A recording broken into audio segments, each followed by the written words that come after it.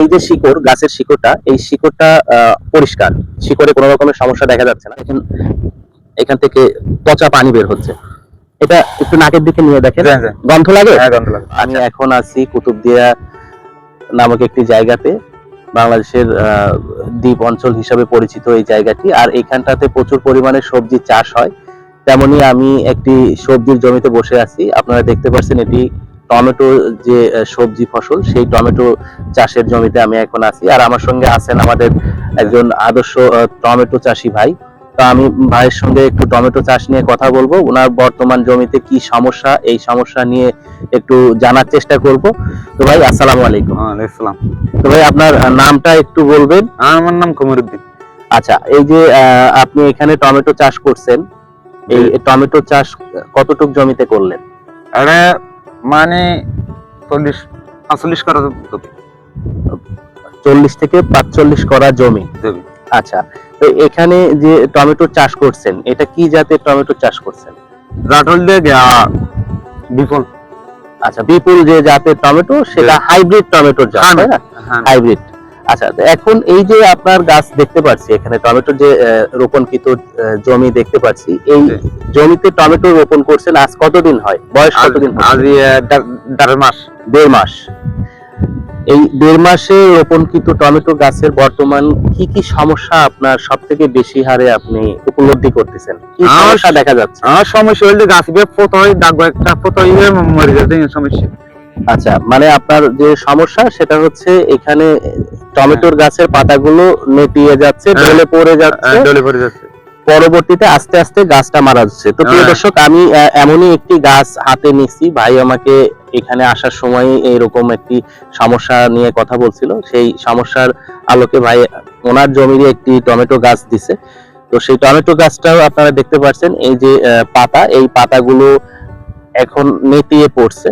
প্রচন্ড রোদে, সকালের দিকে আপনার প্রচন্ড রোদ থাকে, সেই সময়টাতে এই যে টমেটোর যে পাতাগুলো, এই পাতাগুলো নেতিয়ে পড়ে। পরবর্তী সময়ে এটা আস্তে আস্তে এই গাছটা পুরাটা পাতা নেতিয়ে যায় আর গাছটা আস্তে আস্তে মারা যায়। তো এখন এই যে সমস্যা, এই সমস্যার জন্য আপনি কি কি পদক্ষেপ গ্রহণ করছেন এখন পর্যন্ত? মানে কতবার বিষ ব্যবহার করছেন? এই এখানে টমেটোর বয়স অনুযায়ী কতবার বিষ ব্যবহার করছেন এই সমস্যার জন্য? 10 বার মারা গেছে। 10 বারের মতো বিষ ব্যবহার করছেন? কোনো সুফল কি পাইছেন? না, পাইছি। মানে কোন রকমের কোন গাছই ভালো হয়েছে এরকম ভালো হয়নি।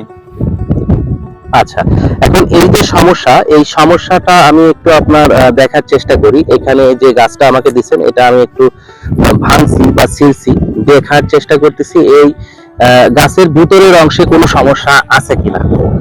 যদিও আপনারা দেখতে পাচ্ছেন এই যে শিকড়, গাছের শিকড়টা, এই শিকড়টা পরিষ্কার, শিকড়ে কোনো রকমের সমস্যা দেখা যাচ্ছে না।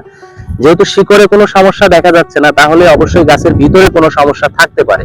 যদি সমস্যা না থাকে তাহলে কখনোই এই গাছগুলো মরার কথা না। তো আমি সেটাই দেখার চেষ্টা করব যে গাছের ভিতরের অংশটাতে কোনো রকমের কোনো সমস্যা আছে কিনা। প্রিয় দর্শক, আপনারাও দেখতে থাকেন।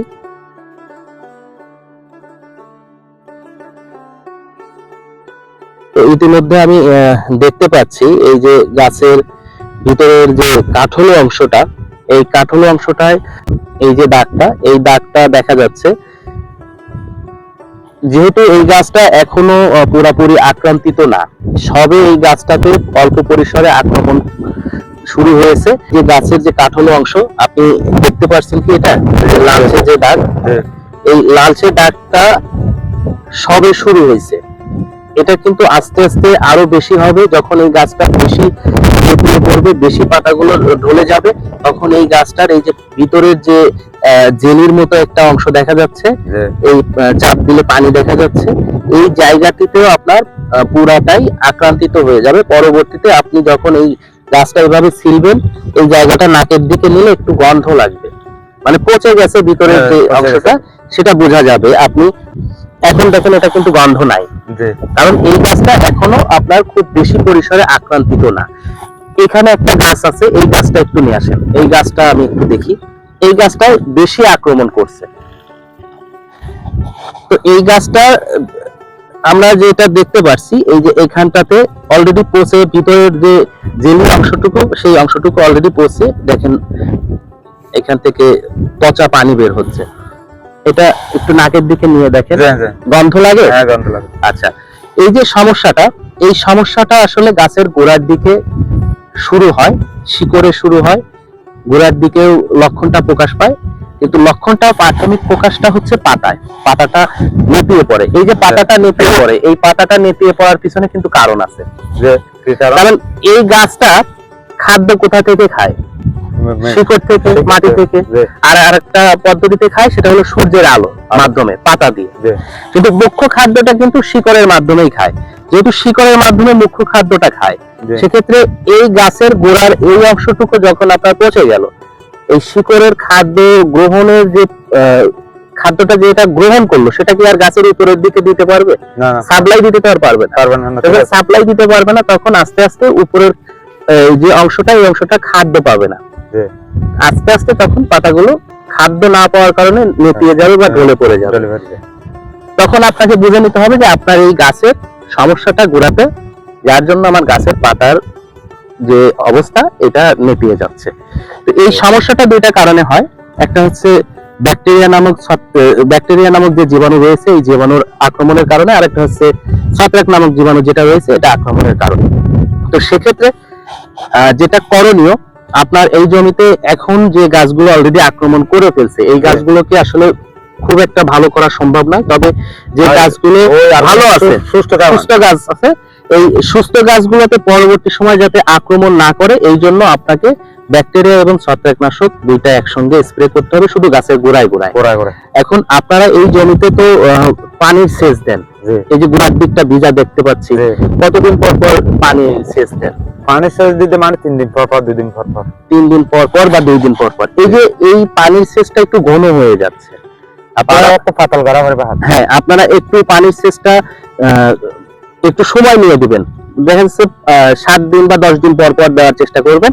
এই সময়ের মধ্যে একবার করে ব্যাকটেরিয়া আর ছত্রাকনাশক গোড়ার দিকে দিবেন। আপনাকে মনে রাখতে হবে, যতবার পানি সেচ দিবেন, সেচ দেওয়ার আগের মুহূর্তে ব্যাকটেরিয়া নাশক বা ছত্রাকনাশকটা স্প্রে দিয়ে রাখতে হবে। যেহেতু পানি সেচ দিচ্ছেন, এই জায়গায় জীবাণুর আক্রমণ থাকতে পারে। এই জন্য আগে থেকে যদি আপনার গাছগুলোতে ব্যাকটেরিয়া আর ছত্রাকনাশক স্প্রে রাখতে পারেন, তাহলে গাছটা সুরক্ষিত থাকবে। আশা করি আমার কথা আপনি অনেকটাই বুঝতে পারছেন। যাই হোক, এখন যে অবস্থা আপনার যে ঢলে পড়া রোগ, এই ঢলে পড়া রোগটা দমন করার জন্য আমি যে ফর্মুলাটা আপনাকে বললাম, এই ফর্মুলাটা আর ভালো থাকা অবস্থায় আপনার মাসে অন্তত শুরুর দিকে একবার, মাঝের দিকে একবার, তাহলে 2 বার স্প্রে রাখবেন। 15 দিন পর পর যদি আপনি ব্যাকটেরিয়ার ছত্রাকনাশক স্প্রে রাখেন, তাহলে আপনার এই গাছগুলো সুস্থ থাকবে, রোগ আক্রান্তিত হবে না, পরবর্তীতে আপনার গাছে ভালো ফলন আসবে। তো ঠিক আছে ভাই, আপনাকে আন্তরিক ধন্যবাদ জানাচ্ছি। ভালো থাকবেন, সুস্থ থাকবেন। আসসালামু আলাইকুম।